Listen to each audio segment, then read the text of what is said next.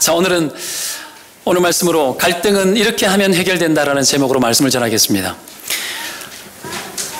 오늘 본문은 초대교회에 갈등이 발생했을 때 그것을 어떻게 해결해 나갔는지를 잘 보여주는 본문입니다.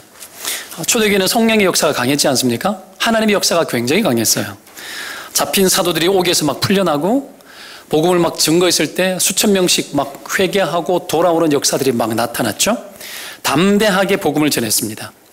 우리는 흔히 막 성령 충만한 어떤 교회, 부흥하는 교회, 사람들이 막 모여드는 교회, 이런 교회는 아무런 문제가 없을 것처럼 그렇게 생각하는 경우들이 혹 있습니다. 괜찮겠지 그런 생각들을 할 수 있겠죠. 그러나 오늘 본문은 그렇지 않다라는 것을 보여주죠. 인간이 모인 곳은 언제든지 문제가 있기 마련입니다. 사람이 모여드는 곳은 언제든지 탈도 나고요. 사회적 문제를 우리가 안고 있기 때문에 교회라는 곳을 방문하고 함께 신앙 공동체를 이루어도 사회적 문제를 내가 같이 끌어안고 들어오기 때문에 문제는 나타나고 충돌도 있을 수 있습니다. 교회가 아무리 좋은 일을 해도 선한 일을 위해서 열심을 살아도 이 선한 일에도 인간의 욕구는 작용합니다. 선한 일에도 부딪힘이 있고 의견이 다를 수 있고 그 속에 개인의 어떤 탐심이나 욕구들도 작용할 수가 있는 거죠. 그렇다 보면 좋은 일을 하다가도 분쟁이 생기고 갈등도 일어나고 어려움도 생깁니다. 오늘 본문에 일어난 문제가 뭡니까? 1절 말씀에 보면 그때 제자가 더 많아졌는데 좋은 현상 아닙니까? 예수님 믿는 무리들이 더 많아졌대요. 그때 헬라파 유대인들이 자기들의 과부들이 매일의 구제에서 빠지는 것을 본 거예요. 헬라파 유대인들이.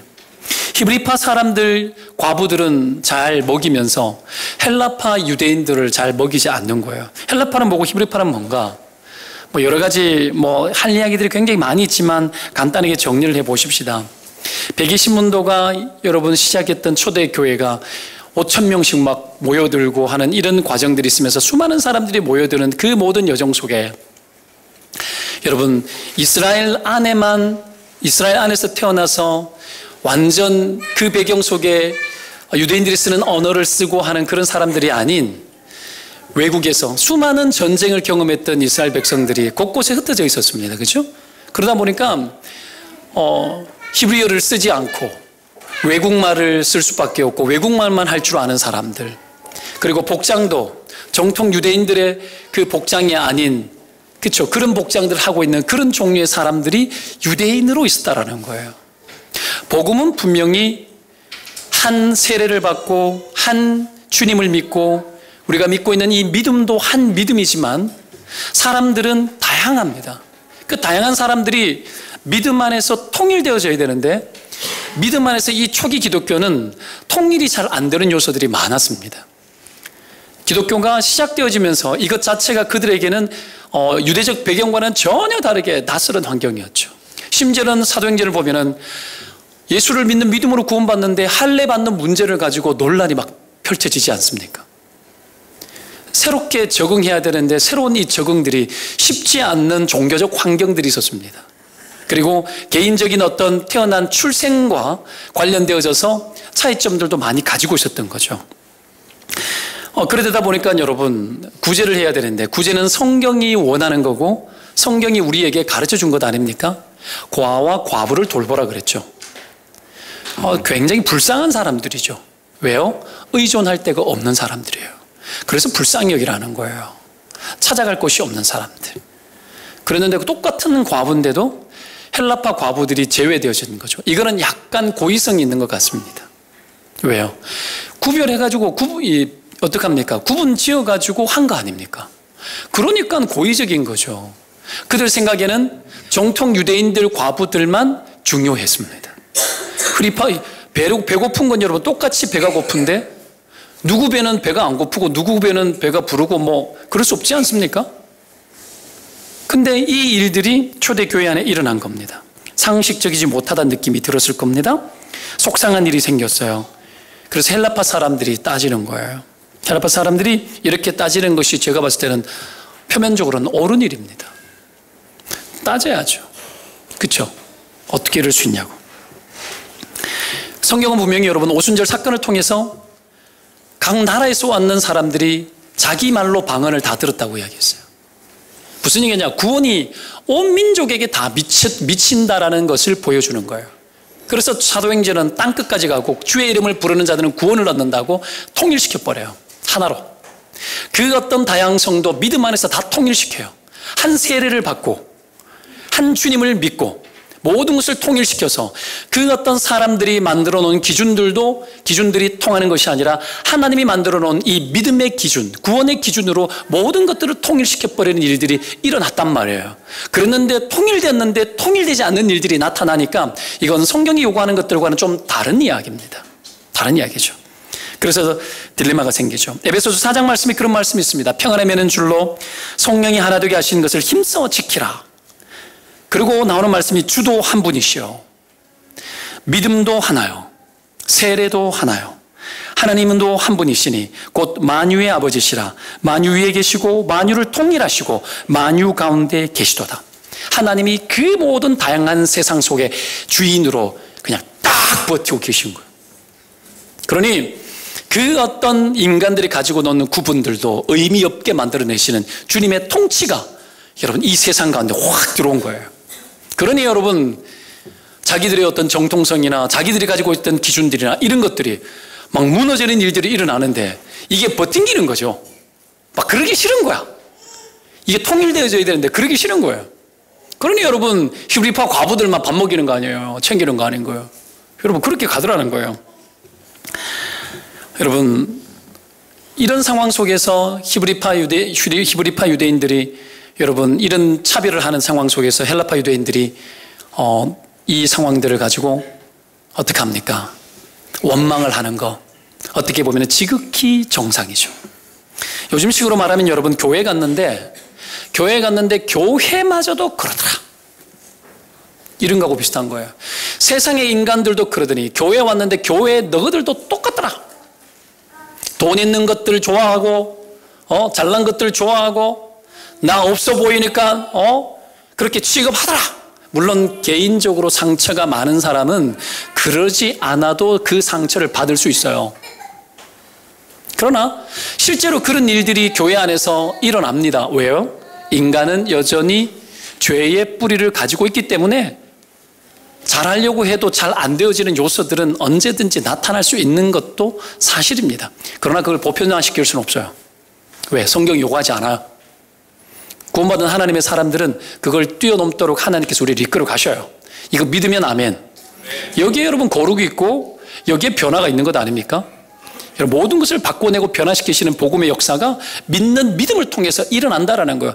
주도 하나요, 믿음도 하나요. 모든 것을 통일되게 하고 하나님의 주권 아래 다 주께서 몰아넣으시지 않습니까? 그러니 실제적인 변화들이 우리의 삶의 현상 속에 나타날 수밖에 없고 나타나야 되는 것이 정상입니다. 교회가 여러분 그렇게 복음 때문에 핍박을 받고 능력도 경험하고 했지만 이런 매일의 구제, 사소하고 어떻게 보면 굉장히 일상적이어 보이는 간단해 보이는 이 일에 그 능력이 있었던 초대교회가 갈등을 일으켰습니다. 전혀 거대한 일들을 하고 있으면서 내부적으로는 이런 시시해 보이는 일들에 갈등이 일어나고 밥그릇 싸움하고 있는 거예요. 여러분 사람들이 신앙이 냉소적으로 막 바뀌거든요. 지금 시대를 살아가는 이 시대를 살아가는 그리스도인들은 신앙생활을 하기가 쉽지 않습니다. 왜요? 이 시대가 너무 냉각되어 있어요. 시선이 굉장히 냉소적이고 비관적이고 비판적입니다. 왜 그럴 수밖에 없느냐 하면 너무 판단력이 많아질 만큼 우리는 똑똑해졌습니다. 이게 따뜻함도 있어야 되고 비판력도 있어야 되는데 세상 돌아가는 걸 보면 따뜻함보다도 냉소적으로 봐야 되는 요소들이 훨씬 많고 그런 것들이 홍수처럼 난무합니다. 저는 인터넷 기사들도 저도 쭉 보지만 수많은 여러분 검색 엔진들도 있고 뉴스들도 많이 있지 않습니까? 한 10개 정도의 뉴스를 제가 대충 봐요. 인터넷 뉴스를 통해서. 근데 표면적으로 올라오는 것들을 보면 거의 다 죄송합니다. 거의 다 비판적인 것들로 가득 채워져 있습니다. 삶을 따뜻하게 살 수가 없어. 삶을 행복하게 살고 싶은데 그거 읽으면서 내가 행복해질 방법이 없어요. 우리는 그렇게 살아가고 있어요. 수많은 사람들이 책을 놓고 살아요. 책을 봐야 돼요. 책을 안 보면 사람이 이상해져요. 따뜻한 소망이 있고 여러분 세상을 아름답게 만들어가는 스토리가 담겨있는 책들, 전기들, 아이들 그런 거 많이 읽혀야 돼요. 제가 물론 성경을 읽혀야죠. 그런 것을 하지 않고 인터넷 의존적으로 살아가면 반드시 세상은 냉소적으로 바뀝니다. 그럴 수밖에 없어요. 여하튼 사소한 일 때문에 상처를 받고 실망하고 나는 나름대로 최선을 다했는데 그 열심을 다했음에도 불구하고 사람들은 별로 인정해 주지도 않고 쳐주지도 않아요. 그렇게 취급받을 때 사람은 냉소적으로 바뀝니다. 인생을 열심히 살았는데 아무리 해도 세상이 바뀌지 않아. 분명히 말하지만 여러분, 내가 열심히 산다고 세상은 막 바뀌지 않습니다. 예수 그리스도가 이 땅에 구원자로 오셨지만 분명히 세상에 빛과 소금으로 우리를 넣으셨지만 그럼에도 불구하고 악한 마귀의 세력은 종말을 향해서 끊임없이 세상을 망가뜨리기 위해서 달립니다. 그 속에서 우리는 살고 있는 겁니다. 그 속에서도 소망을 갖고 살아가는 것이 중요하지 세상이 왜 안 바뀌냐라는 논리를 가지고 살아보다 보면 반드시 냉소적으로 바뀌어요. 여튼 이런 일들이 교회 안에도 일어났고 그것 때문에 갈등의 요인이 되었습니다. 이런 것들이 사소한 것들이 방치되어지면 분열이 되어지고 그리고 서로 갈등이 여러분 아주 고착화되어져 버리는 문제들이 생기게 되는 거죠. 사도들은 이런 상황들 속에서 이 갈등을 해결하기 위해서 어떤 노력을 하기 시작합니다. 갈등이 일어납니다. 여러분 그때는 해결하기 위한 노력을 시작해야 합니다. 우리도 인생의 갈등을 안고 살아가고 그 갈등을 나름대로 해결하기 위해서 무진장 애를 많이 씁니다. 어릴 적 기억납니다. 엄마와 아버지 사이에 일어났던 수많은 갈등들 속에서 여러분 저는 아버지가 앞을 보지 못하는 맹인이셨습니다.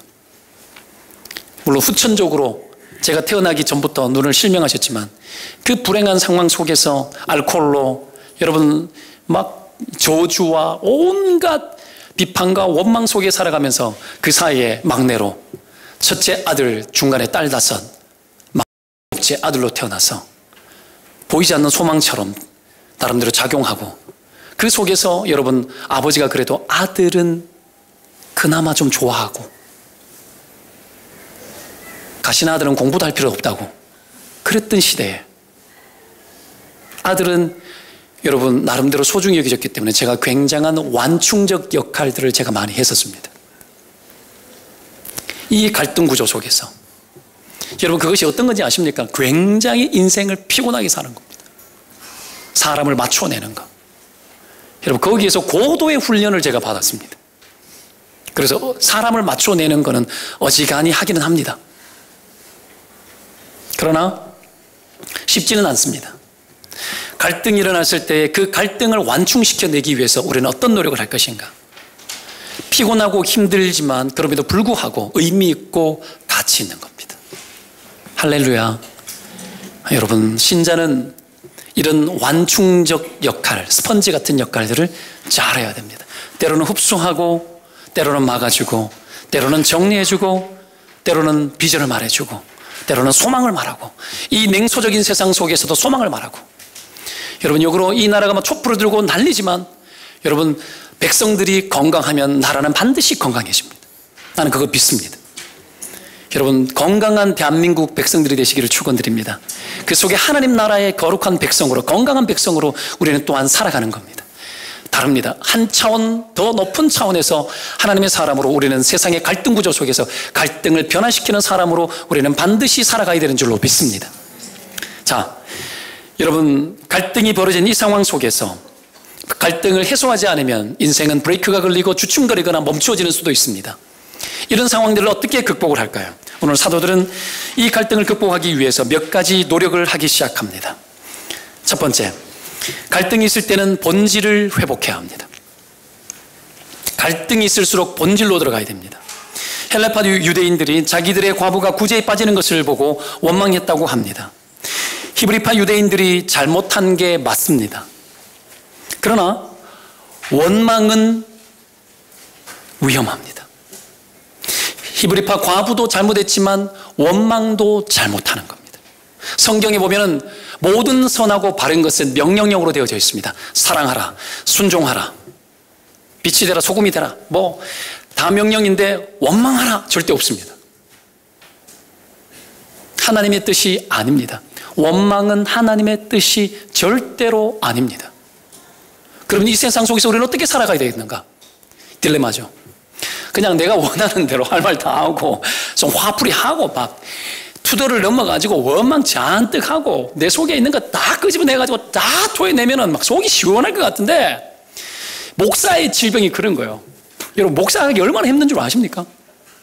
속에 있는 거 막 다 쏟아놓고 싶은데, 이게 목사기 때문에 못 쏟아놓는 게 있거든요. 나라 돌아가는 꼴을 보면서도 막 다 말하고 싶은데 못하는 거예요.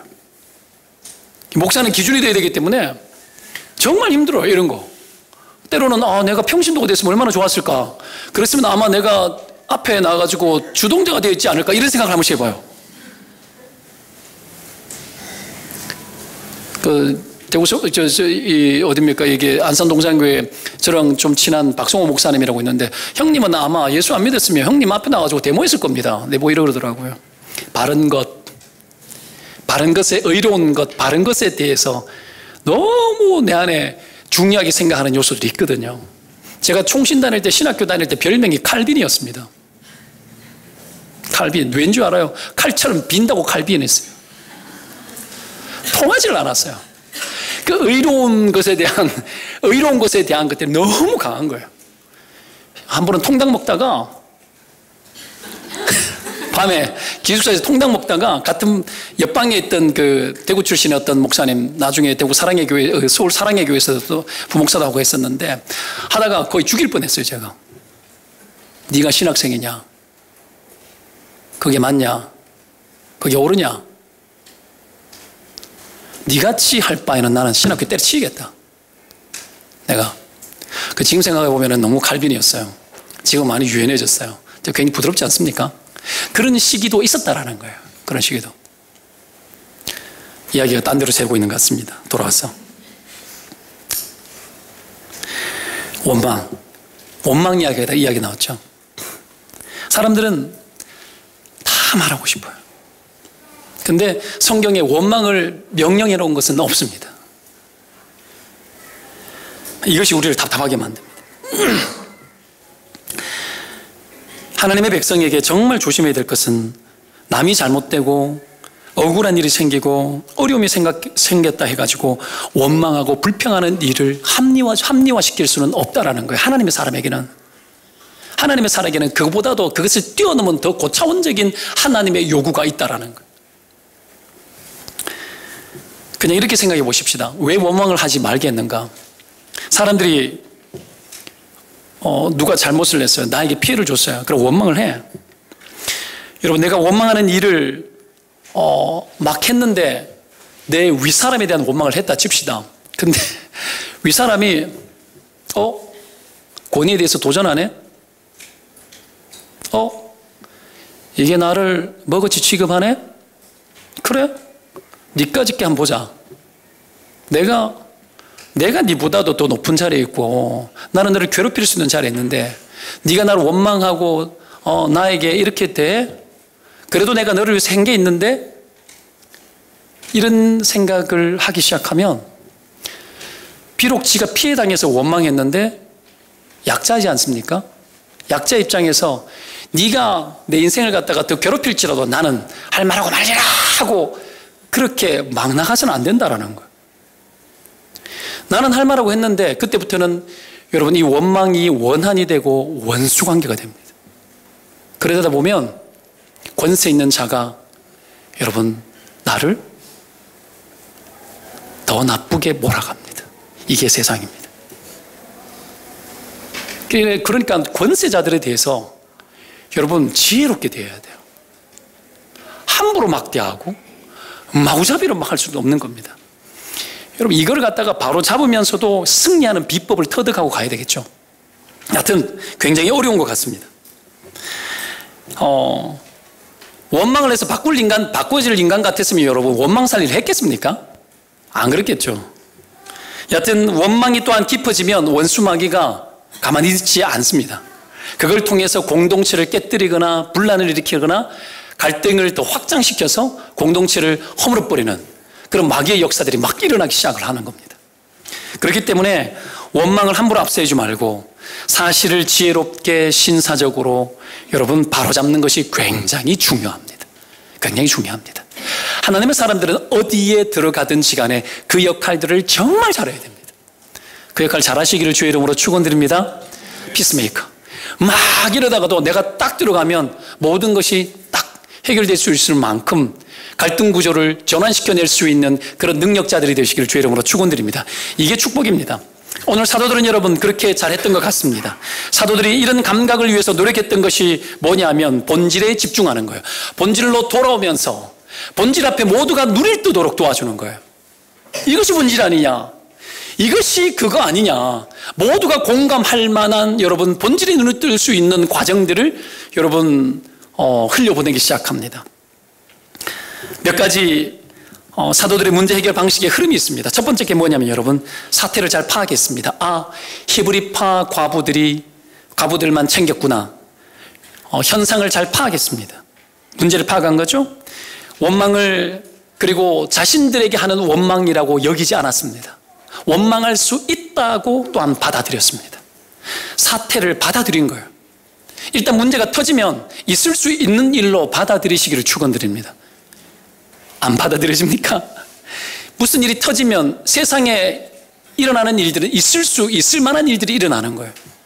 그것을 잘 받아들이도록 사태 파악했고요. 두 번째는 여러분 문제를 해결하려고 결단했습니다.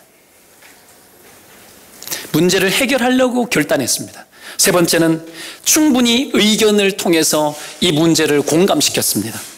2절에 보면 모든 제자를 불러 그들의 이야기도 듣고 자신들의 의견을 전달합니다. 이게 중요합니다.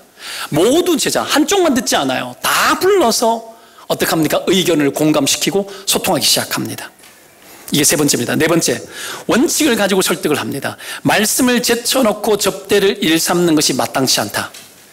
말씀을 기준으로 해서 이 일들을 풀어나가야 된다. 원칙을 이야기합니다. 말씀을 근거로 기준으로 문제를 해결하자라고 이야기합니다. 그리고 다섯 번째, 집중력입니다. 이 일들을 해결하고 원래 본질에 더 집중할 수 있도록 이것도 잘 해결하고 원래 것도 잘 할 수 있도록 집중력을 기하고 다가서기 시작합니다. 4절에 보면 우리는 오직 기도하는 일과 말씀 사이에 힘쓰리라. 굉장한 집중, 우리는 여기에 집중할 것이다. 그리고 7 집사를 세워서 너희들은 이 일을 잘 풀어내는 이 일에 일이 잘 돌아가도록 너희들은 또한 집중해달라.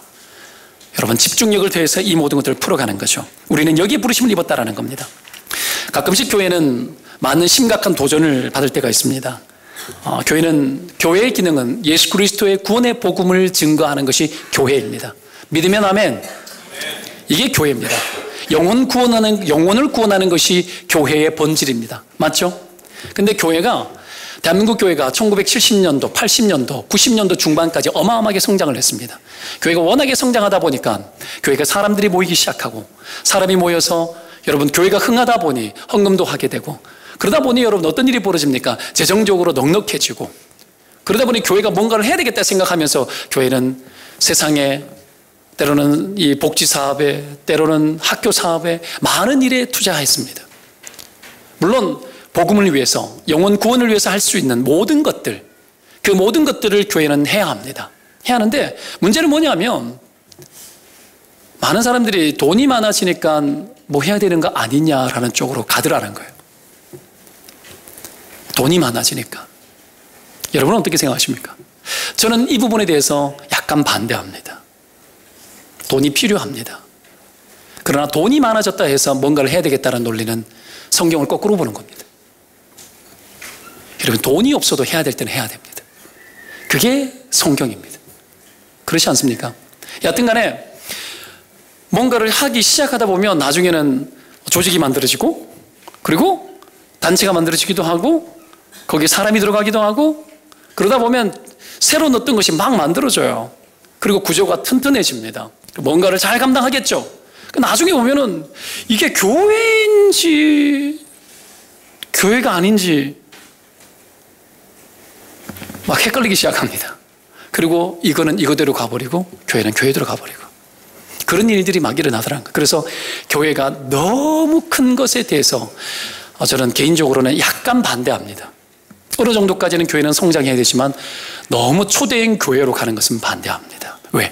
교회의 성도들 간의 인격적 통합성들이 떨어집니다. 그리고 교회가 재정적으로 돈이 많아지면 과욕이 일어나고 그 속에서 돈이 있으니까 뭔가를 할 수 있다는 논리가 막 나오기 시작하는 그때에 교회는 여러분 그때부터 시작해서 그릇된 길을 갈 수도 있다는 거예요.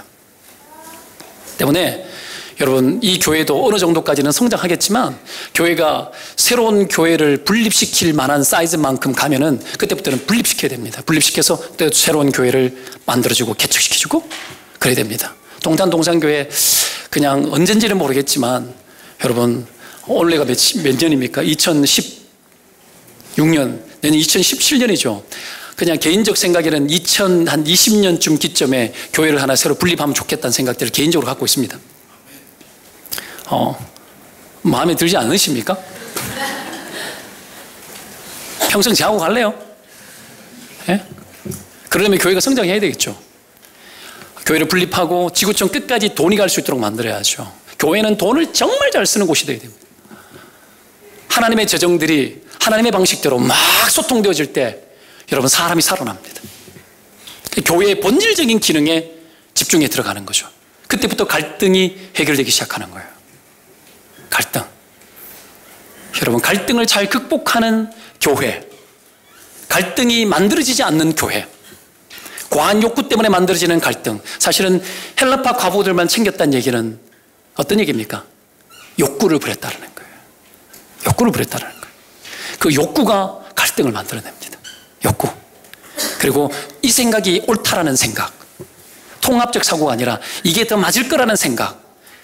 그리고 거기에 여러분 분명히 예루살렘 교회였기 때문에 여기에 힘을 쓰는 사람들은 주로 누구였느냐 하면 여러분 유대인들입니다. 히브리파 유대인들이에요. 그들이 재정권을 가지고 움직이기 시작한 거예요. 근데 나중에 일곱 집사를 세울 때 보면 알겠지만 일곱 집사 안에는 여러분 유대인들만 있지 않아요. 정통 유대인들만 있지 않아요. 같이 들어와요. 같이 들어와요. 들어와서 막 하는 거예요. 이 개척교회도 마찬가지예요. 안산동산교에서 개척해서 초기에 이 씨앗들은 안산동산교 교인들이 중심이 되어졌지만 여러분 이제부터 내년부터 또 새로운 사람이 세워질 때 이제는 그런 거 없어요. 다 들어와야 돼요. 다 들어와서 모두가 교회의 주인이 되어서 이 일들을 감당해야 되겠죠. 그래야 갈등이 줄어들죠. 갈등이 사라지는 거예요. 이 초대교회가 그렇게 했던 거예요. 본질에 집중하고 그 본질에 헌신하기 시작하면 갈등들은 사라지기 시작하고 해결되기 시작합니다. 그리고 이 사도들은 이 복음의 역할을 위해서 자기들은 말씀과 기도에 전념하겠다, 집중하겠다. 여러분 그런 목표를 세우고 가는 거예요. 박동성 목사도 말씀에 전념하고 집중하기를 원합니다. 성도들에게 좋은 꼴을 먹이기 위해 가지고 부지런히 책을 보고 기도하고 말씀을 연구하고 막 해야 되는데 지금은 그러지는 않습니다. 원래 내가 설교 준비했는 게 보니까 240편을 준비했습니다. 놀라지도 않죠? 안 놀라. 당연한 거 아니야 이렇게 생각하는데 설교 준비해보세요. 240편. 새벽기도도 준비해야 되고 그 외에 막 하는 거 얼마나 잡일이 많은 줄 아십니까? 제가 여러분 이 택배에 눈을 떴어요. 중고시장에 눈을 떴고 막 초기이기 때문에 그렇게 하는 거죠.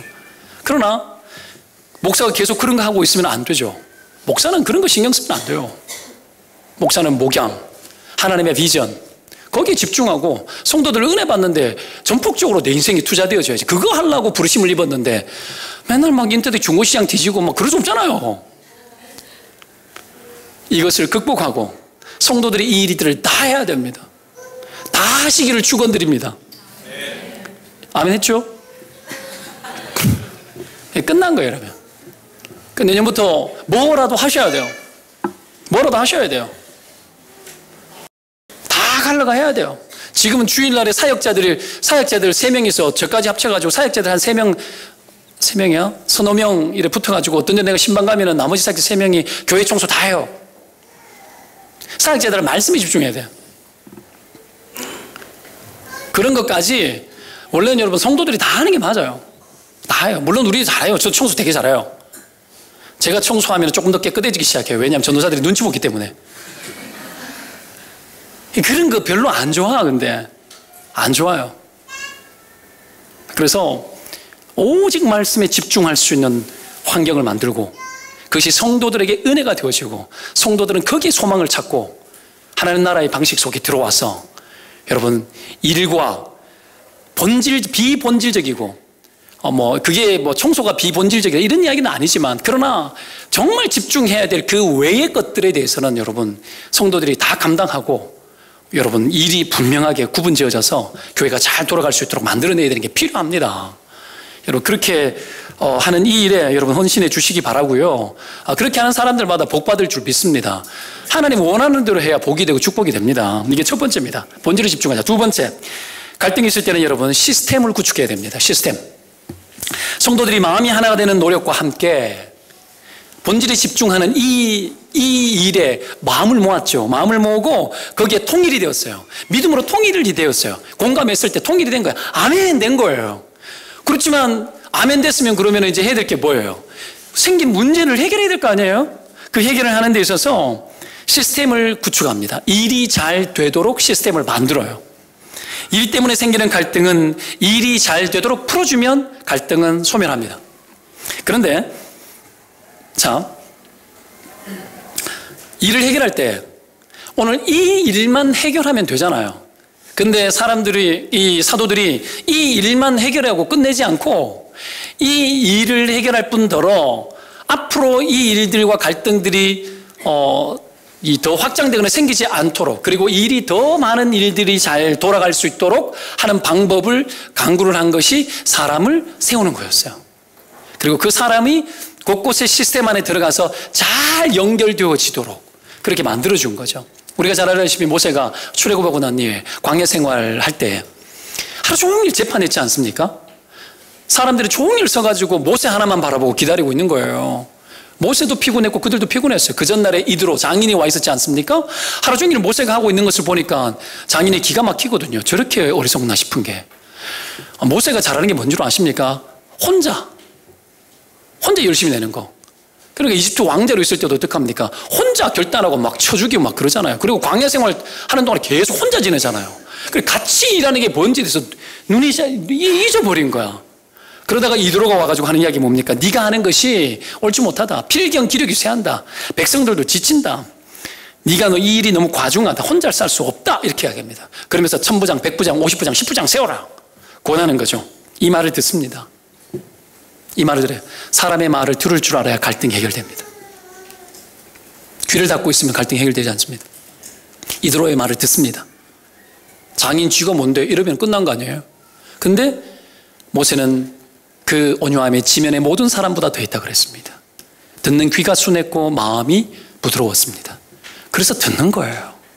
그럼 마음이 부드러워지시기를 축원드립니다. 마음이 부드러워야 받아들일 수 있고 수용력이 강하고 갈등이 와도 문제 해결하는 방식에 있어서도 여러분 따끈따끈하게 접근할 수 있는 거예요. 이 모세가 그게 된 거예요. 그래서 그 말을 듣고 시스템을 세우는 거죠. 시스템이 뭡니까? 팀워크로 일하자 이 말이에요. 팀워크로. 혼자 이러지 말고. 혼자 하면 지치고 쓰러지지만 시스템은 혼자 쓰러져도 다른 사람이 감당할 수 있는 구조들이 만들기 때문에 무너지지 않습니다. 모세 하나 딱 쓰러지면 백성들 다 죽는 거 아닙니까? 그렇죠? 그러니 여러분 성도들이 건강해야 되는 거예요. 일도 성도들이 다 나눠서야 목사 하나가 뭐 이렇게 힘들어 빡 쓰러져도 뭐 주보도 나오고 뭐도 나오고 나오는 거예요. 그러니까 여러분 일이 분산되어 팀워크로 일하는 공동체가 되어야 되는 줄 믿습니다. 이 팀워크가 잘 먹는 교회가 복된 교회입니다. 특정한 누구에 가지고 여러분 압도적으로 일이 막 지지되어지고 힘이 가중하게 그 사람에게 다 가고 그 사람 하나에 가지고 교회가 막 움직여지고 들었다 놨다 되고 이런 거 안 됩니다. 지금은 목사가 힘을 제일 많이 줘요. 왜냐하면 목회적 결단을 해야 될 것들이 많기 때문에. 그렇지만 성도들이 여러분 모든 성도들이 교회 안에 한 몸이 되어서 그 기능을 유연하게 잘 감당하고 자기 분량한 만큼 어떤 사람은 10부장, 어떤 사람은 100부장, 어떤 사람은 1000부장 더 많은 가중적인 여러분 책임을 감당하는 것이 힘을 주는 자리가 아니라 짐을 더 많이 지는 자리죠. 구분되어졌는 대로 된 대로 골고루 우리가 섬기기 시작할 때에 갈등은 해결되기 시작하는 거죠. 그것이 잘 자리가 잡히는 교회, 그런 교회가 아름다운 교회가 되는 줄로 믿습니다. 자, 여하튼 여기에 모세는 공감을 했고요. 그래서 7 집사를 세웁니다. 사실 이 구제의 문제는 요즘으로 말하면 뭔 줄 아십니까? 돈을 어디에 집행하느냐, 이 문제 아닙니까? 그렇죠? 돈을 누구에게 쓰느냐, 어디에다 집행하느냐, 이 문제입니다. 재정을 집행하는 일인데요. 그런데 이 일을 세우는데 아무나 세우는 것이 아니라 3절을 보면 선명하게 이렇게 이야기를 하고 있습니다. 3절을 한번 읽어보겠습니다. 형제들아, 시작. 형제들아, 너희 가운데서 성령과 지혜가 충만하여 칭찬받는 사람 7을 택하라. 우리가 이 일을 그들에게 맡기고. 자, 보십시오. 성령과 지혜가 충만한 사람, 충만하여 칭찬받는 사람을 택하라 그럽니다. 돈을 잘 굴릴 수 있는 회계적 능력 있는 사람, 재무관리가 탁월한 사람, 그런 사람을 세우지 않고 뭐 돈을 집행하고 움직이는 일에 뭐가 충만해요? 성령이 충만해요. 지혜가 충만해요. 그리고 또 사람들에게 칭찬받는 사람, 그런 사람을 세우래요. 이건 여러분 세상의 재정의 원칙과 교회의 원칙이 다르다는 걸 보여줍니다.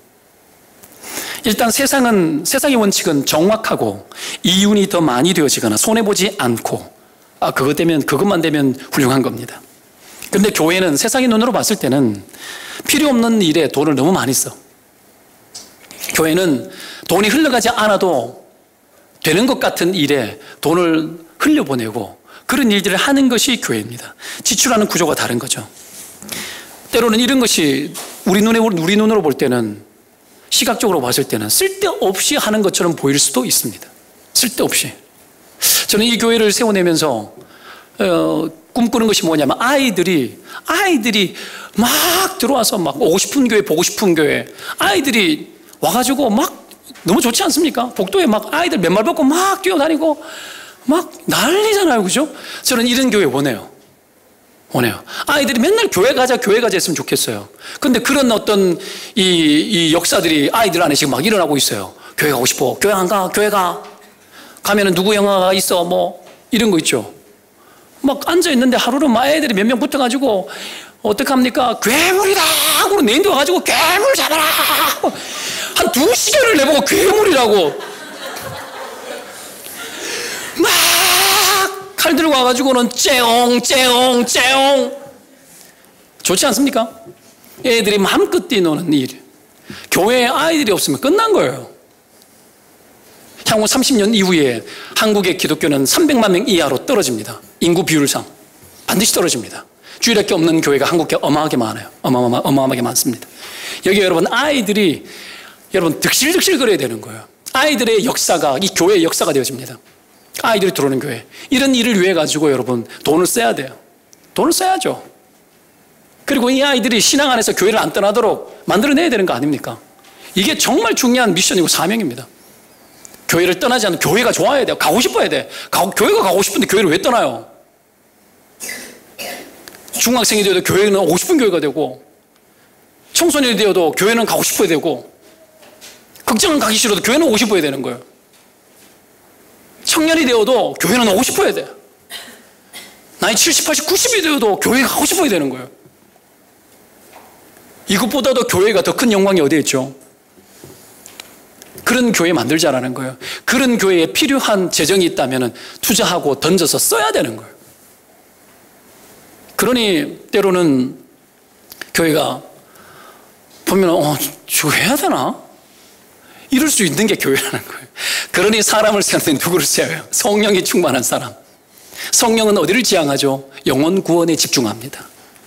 영혼 구원. 성령이 너에게 임하면 땅끝까지 복음의 증인인데 그러죠. 복음을 증가하고 영혼을 구원하고 사람 살리는 일에, 사람을 살리고 사람을 키우고 사람에게 직접적으로 들어가는 그 일에 오픈하고 아멘 할 수 있는 사람이 성령이 충만한 사람이에요. 지혜가 충만한 사람. 지혜가 뭐죠? 지혜가 뭡니까? 이 세상을 살아가는 모든 이 험악한 세상 속에서 살아가는 하나님이 주시는 아이디어. 이게 지혜 아닙니까? 이 지혜는 뭐와 관련되어지냐면 여러분 사랑과 관련되어져요. 그래서 십자가는 하나님의 최고의 진리라고 고린도전서에 그렇게 기록하고 있죠. 십자가를 통해서 하나님의 모든 지혜를 다 거기에 집중시키셨어요. 그러니 지혜로운 사람은 어떤 사람이에요? 사랑하는 사람이에요. 사랑하는 사람. 지혜가 있는 사람은 뭐예요? 사람을 사랑하는 일에 탄력적인 사람. 사람을 사랑하고 사람을 위하는 일에 여러분 그 지혜가 막 쏟아지는 사람. 어떻게 하면 잘 섬길까? 이 지혜가 있는 사람. 그리고 칭찬받는 사람 뭐예요? 공인된 사람. 바깥 세상에서는 여러분 욕지거리 바가지 얻어먹으면서 교회 와가지고 여러분 큰 중직자 할 수 있습니까? 나는 안 된다고 봅니다. 공인되지 않는 거죠, 그건. 바깥에 나가면 여러분 다 쪽박처럼 다 쪼개진 바가지처럼 물 다 새면서 교회 와가지고 여러분 하나님의 거룩한 일을 감당할 수 있어요? 아니죠. 교회는 더 고차원적입니다. 더 고차원적이죠. 때문에 여러분 상식이 통하고 사람들에게 공적으로 인정되어지고 공감되어지는 사람, 그런 사람을 세워서 누가 봐도 공감되는 사람을 세운 거예요. 헬라파, 히브리파 사람들이 봐도 다 공감되는 거예요. 그렇게 세워서 교회의 살림살이를 이들에게 맡긴 거예요. 그러니 이들이 일을 잘하는 거지. 잘하는 거지. 세속적인 판단력을 가지고 행하지 않고 하나님의 아이디어를 가지고 이 일을 감당을 하는 거죠. 여러분, 이런 일이 충만한 사람, 충만하면 흘러 넘칠 거 아니에요. 자연스러운 사람, 자연스러운 사람. 그런 사람이 교회에 여러분 7집사로 세워졌다라는 거예요. 여러분들 그런 사람들이 되시기를 축원드립니다. 소망하셔야 돼요. 하나님, 내가 하나님 나라에 하나님 그런 사람이 되고 싶습니다. 여러분, 이런 소망을 가져야 됩니다. 그렇게 했을 때에 교회는 건강해지고 아름답게 세상 가운데 하나님 뜻을 이뤄낼 수 있습니다. 오늘 재직 세미나가 있습니다. 결혼하고 교회에 등록한, 만약에 오늘부터 하고 싶으면 오늘 등록하셔도 돼요.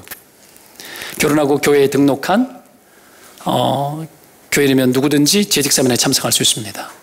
몇 가지 기준들이 있습니다. 조금 부족할 수 있어요. 내가 약간 알코올을 좀 할 수도 있고 가끔씩 그럴 수 있어요. 결단하고 믿음으로 결단하고 하나님, 내가 도전하겠습니다. 여러분, 그렇게 하는 거예요. 하고 여기는 7집사, 만수집사 세우는 게 아니에요. 서리집사 1년에 한 번씩 세우는 거, 그 서리집사 세우는 거기 때문에 여러분 누구든지 도전해야 됩니다. 자매들 중에 나이가 좀 많은 자매, 35세 이상 자매들도, 결혼 안 한 형제 자매도 가능합니다. 처녀집사 멋지지 않습니까? 난 개척교회 처음 다닐 때 처녀집사랑 이 교회에서 사역했습니다. 얼마나 좋았는지 몰라요. 영광이에요. 인생의 꿈이 뭐가 되는 줄 알아요, 자매님들? 좋은 권사가 되는 꿈을 꿔야 돼. 이게 얼마나 큰 영광인데 뒤에 권사, 얼마나 영광스러운 건데 사람들이 그게 얼마나 중요한지 몰라요. 흠모할 만한 것입니다. 그래서 교회에 귀하게 쓰임받는 것에 마음을 두고 그렇게 참여를 하고 하는 거예요.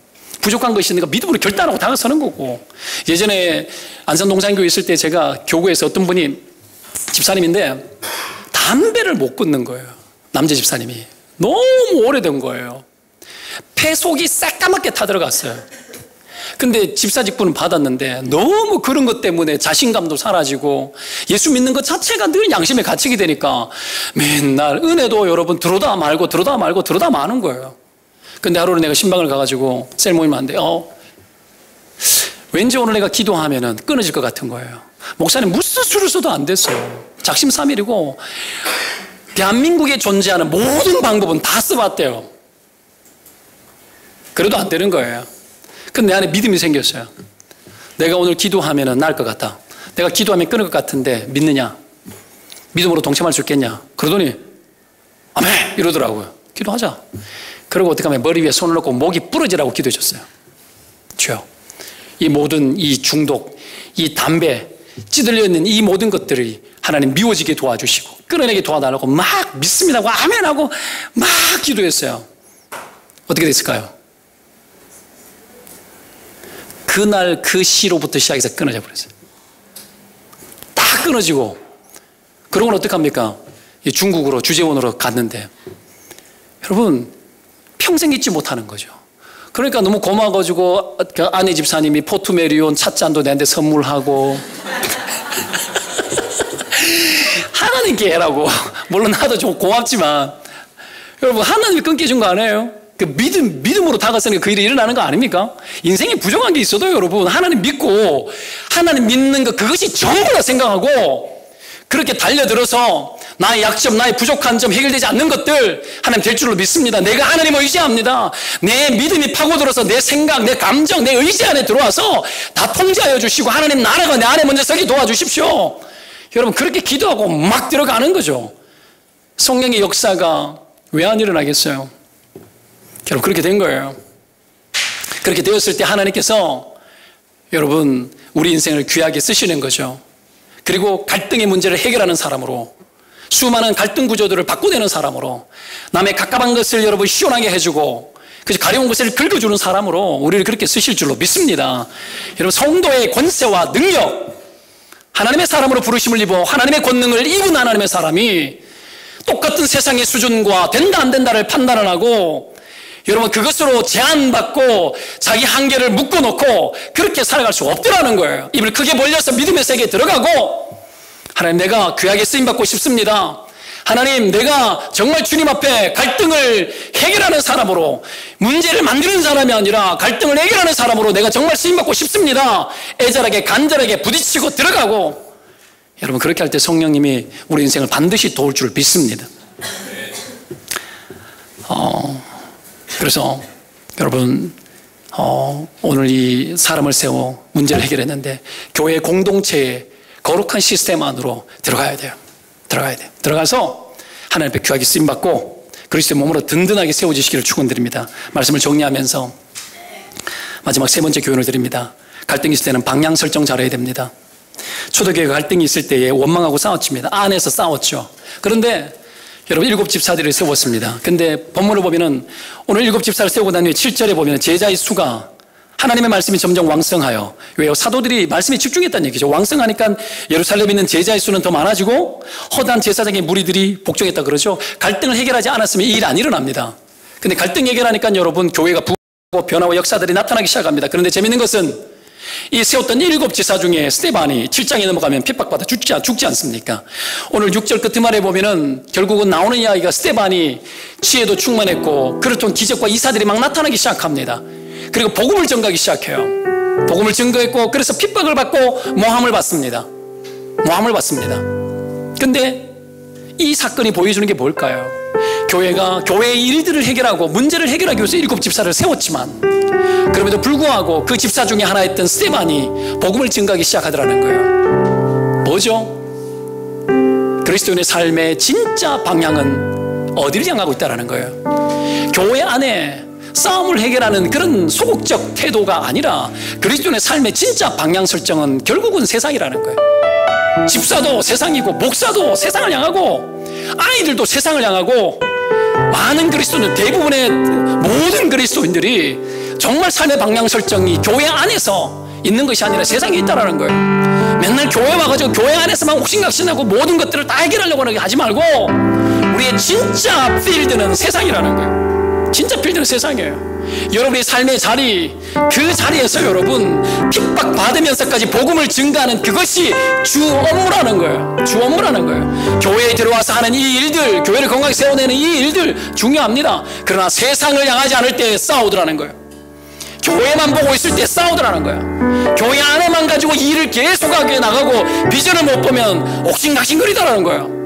우리 진짜 집중해야 될 것은 세상입니다.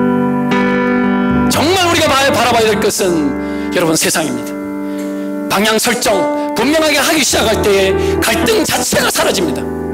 내부 안에 일어난 시시콜콜한 문제들이 문제가 되지 않고 정말 중요한 것이 있는데 어디다가 마음을 두고 거기에서 분란을 일으키고 갈등을 하고 원망을 하며 살겠습니까? 하나님의 거룩한 비전, 신자의 개인적 부르심 속에도 이것이 있고 교회적 부르심 속에서도 이것이 있습니다. 사랑하는 여러분, 이 하나님의 방향 설정, 세상을 향하여 나아가는 이 비전에 여러분 뛰어드십시오.